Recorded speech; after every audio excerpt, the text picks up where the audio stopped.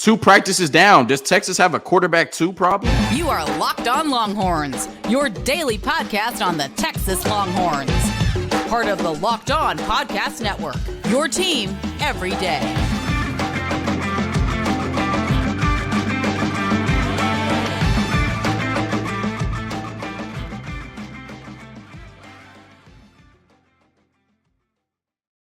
Locked On Longhorns, the show. Jonathan Davis, your host. This episode is brought to you by FanDuel Sportsbook, the official sportsbook of Locked On. Make every moment more. Visit FanDuel.com/Locked On today to get started. On today's episode of Locked On Longhorns, we discuss the quarterback 2 battle, or lack thereof, between Arch Manning and Maalik Murphy. 10 forever Longhorns participated in their pro day yesterday at the 40 acres. We discussed that. The Texas men's basketball team won against Oklahoma State 61-47 to advance to the semifinals in the Big 12 tournament. They will face off against the TCU Horned Frogs tonight at 8:30 p.m. Central in Kansas City. And then the Texas baseball team is currently in the midst of a 14-game homestand. They have started off 2-0 on their homestand, getting ready for a weekend series against the Manhattan Jaspers. All of that and more on today's episode of Locked On Longhorns, part of the Locked On Podcast Network, your team every day. So we know in this 2022-2023 era of football, quarterback is the most important position on the field. Quarterbacks are throwing the ball 30 to 40 times. They're the highest paid by far in the NFL at that position. Steve Sarkisian has repeatedly said quarterback is the most important position on the field. The way that we're playing football, this modern era of football, you cannot win, at least at the college level and the NFL level, without a competent quarterback. Maybe in high school, you can still get away with running the ball 40 to 50 times, but at the college level and the NFL level, if you want to have success, you have to have a competent signal caller at the quarterback position. And to me, if quarterback is the most important position on the field, then backup quarterback has to be pretty high on the food chain in terms of building a roster, because you're always one hit away from having to put your season in the hands of your backup quarterback, as we saw last year with this Texas football team. When Quinn Ewers got hurt in the first quarter of the Alabama game, we then had to rely on Hudson Card for 3 full games and 3 quarters against Alabama. Now, Texas was in a position of privilege having an experienced backup like Hudson Card, who had starting experience and was very talented in his own right, being a top 50 to 60 recruit coming out of high school. And so that gave us a chance to win against Alabama, even though we ended up losing by 1. Hudson Card was a big reason why we beat UTSA. Hudson Card played well enough to beat Texas Tech. I think the biggest reasons we lost that game were the Bijan fumble in overtime and not being able to get off the field on 3rd and 4th down. I think we allowed 13 combined 3rd and 4th down completions in that game. Hudson Card played well enough for Texas to beat Texas Tech on the road in Lubbock. And then Hudson Card might have had the best game of his career against West Virginia before Quinn Ewers came back against Oklahoma. So we were in a position of privilege last year having a backup quarterback as good as Hudson Card. And you thought coming into this season, you might have had even a better situation in the quarterback room, because when has Texas ever had, at least at the top, 3 signal callers as talented as Maalik Murphy, Arch Manning, and Quinn Ewers in the same room, right? Not even talking about Texas. In terms of the country, you're talking about one of the most enviable quarterback rooms, right? With the 3 names that I just mentioned. And so you thought coming into the season that you were in a position of privilege, because you had Maalik Murphy as your quarterback 2, and you had Arch Manning as your quarterback 3, which would allow for him to have a developmental year and not really be relied on and come in next year potentially as the starter in the first year in the SEC. But the Maalik Murphy saga at the University of Texas, if it hasn't been weird, it's definitely gotten weird now. Because we know that he showed a valiant effort in his state championship game in high school, winning it, but hurting his ankle to the point to where he could not fully participate in spring practices last year. He came in the middle towards the end of spring practices and was finally able to throw. I think it was like the 6th or 7th spring practice. And he was elevated up to quarterback 3 on the depth chart. So going into the season, we thought he was quarterback 3. But then Quinn Ewers goes down. There's some speculation that Hudson Card might not play with an ankle sprain. And we're talking about Charles Wright playing against UTSA. And so we're saying, what's up with Maalik Murphy? Why is Charles Wright in line to start against UTSA?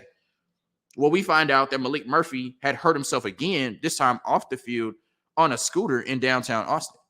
So we're like, okay, season goes through. Hudson Card pledges to transfer, and now Maalik Murphy is fully healthy, it seems, and he's quarterback 2 in the Alamo Bowl against Washington.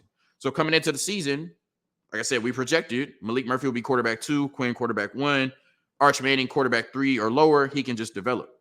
But now 2 practices into the spring, Maalik Murphy has not participated, and Steve Sarkisian said is that he is still dealing with some complications from his ankle injury that he was fully cleared from last year, enough to be quarterback 2 in the Alamo Bowl. So now Arch Manning has been your unquestioned quarterback 2, at least through the first 2 spring practices. And so my question is, how much time can Maalik Murphy miss and just come back in and be quarterback 2? Because even though Arch Manning is a true freshman, everything we've heard thus far, they've raved about his football IQ, his ability to prepare, his decision-making at such a young age, and he has arm talent in his own right? And so I know that the staff loves Maalik Murphy for obvious reasons. He has an exceptional personality. I think he has natural leadership skills. He's 6'5" and can throw the ball 80 yards, right? And I think he did really good on the scout team last year. But he hasn't thrown a pass for the Longhorns in game. And he's missed what it would seem like a large portion of spring practices the last 2 years and valuable practice time throughout the season because of another injury suffered on a scooter. So to me, in a season as important as this is for the Longhorns, right, where it's Big 12 championship or bust, make or break season for Steve Sarkisian in year 3, you want to go into this season with as little uncertainty as possible. But to me right now, there's a ton of uncertainty at the backup quarterback position. And it doesn't help that the last 2 years that Quinn Ewers started, in his junior year in high school and his redshirt freshman year at the University of Texas, he dealt with injuries and had to miss time. The hernia at South Lake Carroll and the AC joint in his shoulder last year. I'm not saying that Quinn Ewers is injury prone, but I can't say he's healthy prone either, right?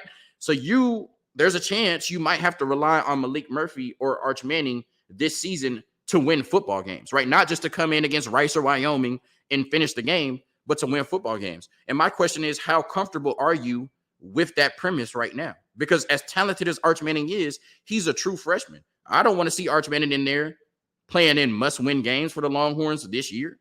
And as talented as Maalik Murphy is, like I said, he's missed so much valuable practice time, and we've never seen him throw a pass. Can you say without a shadow of a doubt right now, if Quinn Ewers was to go down, Maalik Murphy can go in there and win football games for you?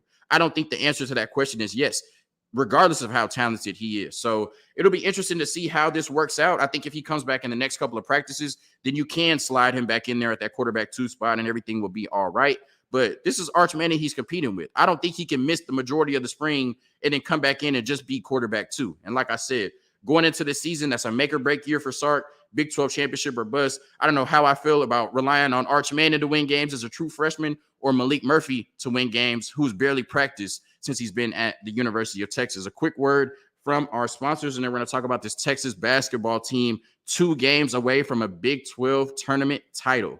If you're looking for a delicious treat but don't want all of the fat and the calories, then you have to try a Built Bar. We just got through the holidays, and I know my goal is to eat a little bit healthier this year. If you're like me, where you want to eat healthier but don't want to compromise taste, then man, I've got just the thing for you. You got to try Built. With Built, healthy is actually tasty. Seriously, they're so delicious you won't think they're good for you. Perfect for your New Year's resolution. What makes Built Bars so good? Well, for starters, they are covered in 100% real chocolate. That's right, real chocolate, and they come in amazing flavors like churro, peanut butter brownie, and coconut almond. I'm not sure how Built does it, but these bars taste like a candy bar while maintaining amazing macros. And what's even better is that they are healthy. Only 130 calories and 4 grams of sugar with a whopping 17 grams of protein. And now you don't need to wait around to get a box. For years, we've been talking about ordering your Built Bars at Built.com, but now you can get them at your local Walmart or Sam's Club. So head to Walmart, head to Sam's Club, or head to the website today and get your Built Bars in plenty of amazing flavors. The Texas men's basketball team, led by Rodney Terry, advanced to the semifinals in the Big 12 tournament, beating Oklahoma State 61-47. Interesting nugget, this Texas men's basketball team and Rodney Terry is now 5-0 against the state of Oklahoma.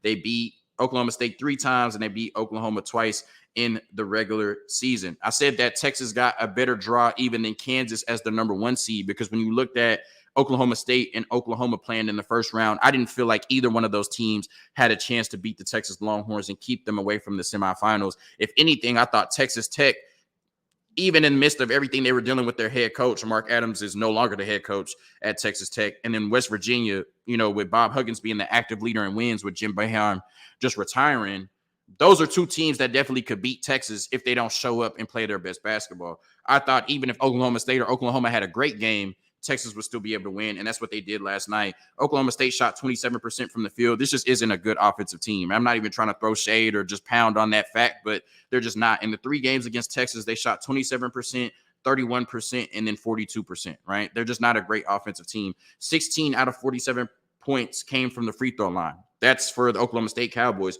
while missing 9. So they already scored over 33% of their points from the free throw line, and they missed 9 free throws. They had a chance to score over 50% of their points from the free throw line. That is not a good sign for a team on offense, right? It's why they only scored 47 points. And to me, this is a game where Texas should have been able to win this game by 30, right? I think 14, they won the game by 14. I said they would win by double digits. The line was at 6. I think it got up to 7 by tip-off.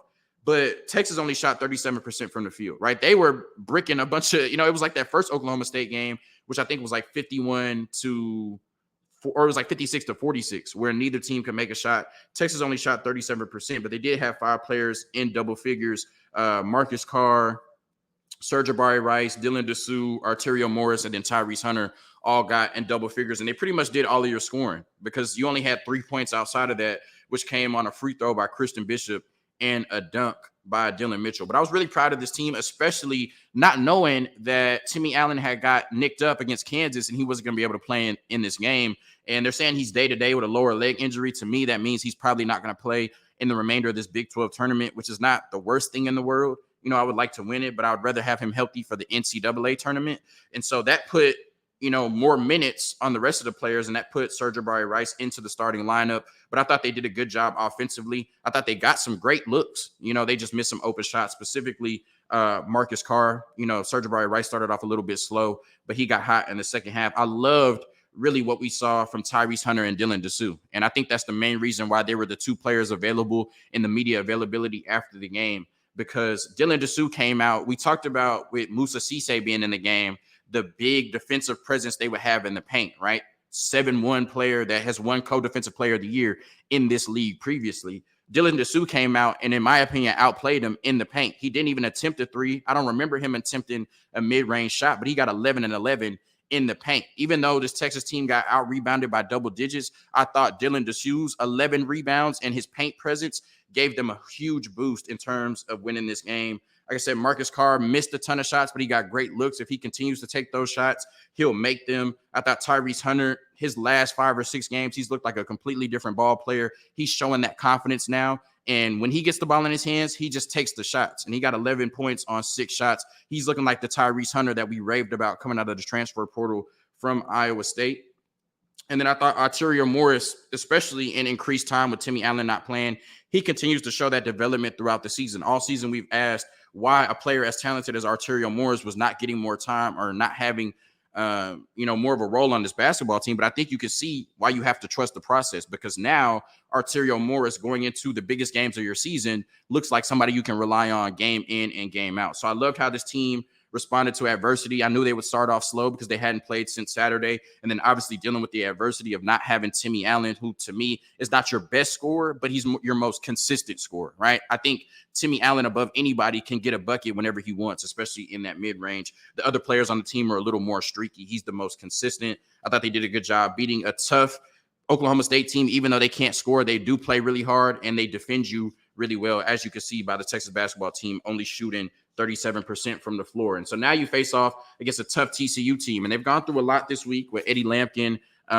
dismissing himself from the program. There's been some accusations on, a not ideal culture over there, and Jamie Dixon, how he's been talking to and treating his players. But I thought they got a great win against Kansas State in Kansas City, right? That's kind of a home game for Kansas State, and TCU got a great win. This is a team, when they're hitting on all cylinders, is a sneaky national championship contender. And really the last 3 games against TCU have been wonky. Last year in the Big 12 tournament, Texas was a 4 seed, TCU was a 5 seed. We got up to a 20-point lead on them, blew that game, and did not advance to the second round of the Big 12 tournament. The 2 games this year, TCU got up to an 18-point lead in both of those games, but still split. They won the game in Fort Worth. We won the game in the Moody Center. I will say that Texas cannot afford to get out-rebounded by double digits. They got out-rebounded by 18 in the last game against TCU.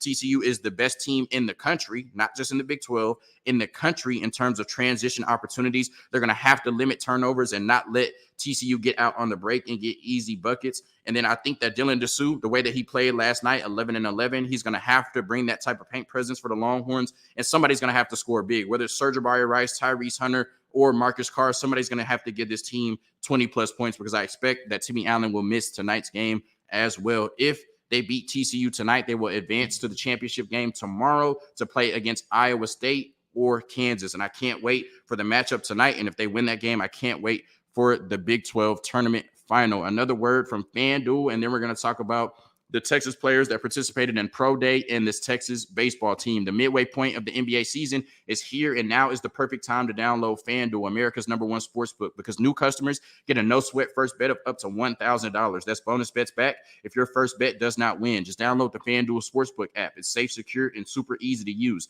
Then you can bet on everything from the money line to points scored and threes made. Plus, FanDuel even lets you combine your bets for a chance at a bigger payout with a same-game parlay. So don't miss the chance to get your no-sweat first bet of up to $1,000 in bonus bets when you go to FanDuel.com/locked-on. That's FanDuel.com/locked-on to learn more. Make every moment more with FanDuel, an official sports betting partner of the NBA.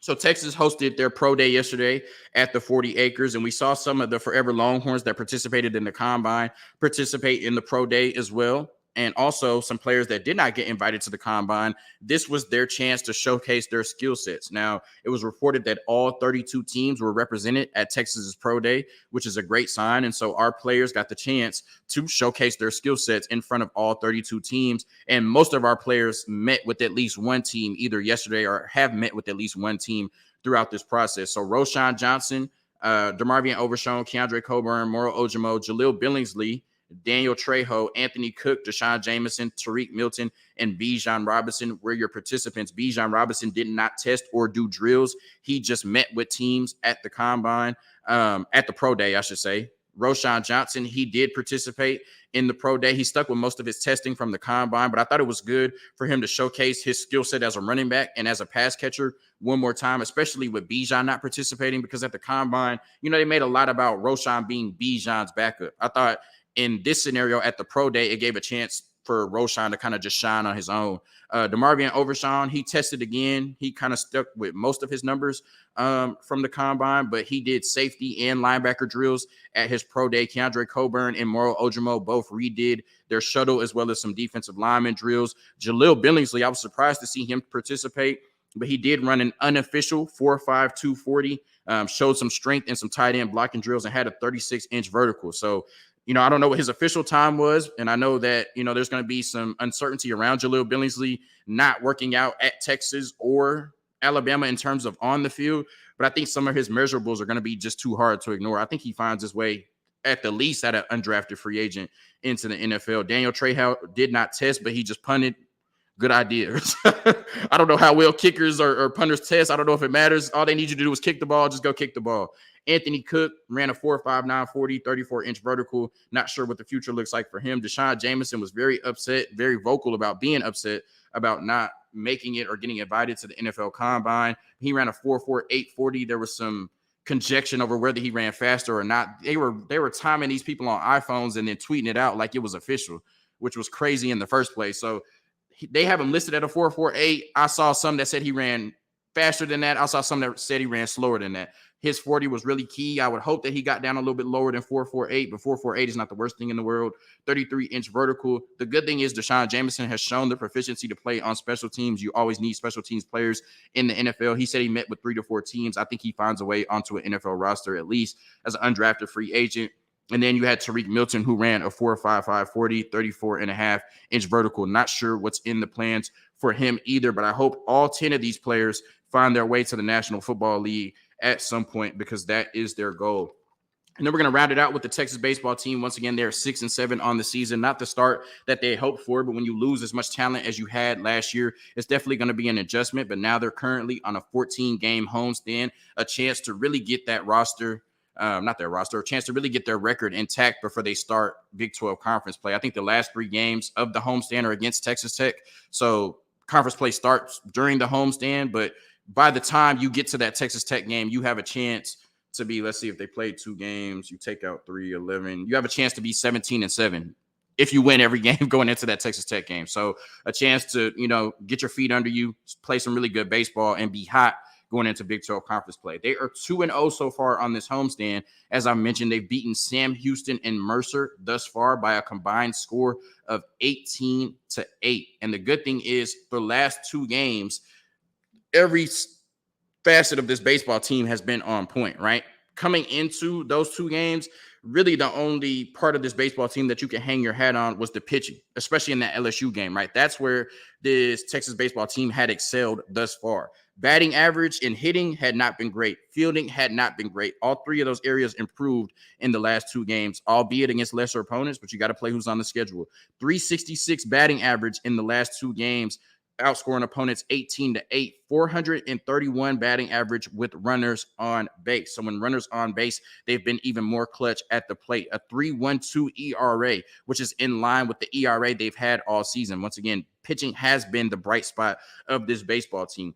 And then a 964 fielding percentage. We saw, I think it was in the first 2 to 3 games, they had 8 errors already, which is horrible in terms of baseball. And a 96% fielding percentage isn't great. I think you want to be the elite defensive teams are in the 98, plus, but 96.4 fielding percentage is great based on what we had saw earlier in the season. They're getting better at the fundamentals, especially on the defensive side of the ball. And now you have a weekend series against Manhattan, a 3-8 baseball team. They have never played the Texas Longhorns before. Hopefully they come in, a little bit starstruck and Texas gets the sweep. I expect them to get the sweep, and hopefully they are 9-7 the next time I talk to y'all about this Texas baseball team. Thank you for tuning in to another episode of Locked On Longhorns, part of the Locked On Podcast Network, your team every day. A big weekend for Longhorn athletics. Let's hope it's a prosperous one. Hook 'em.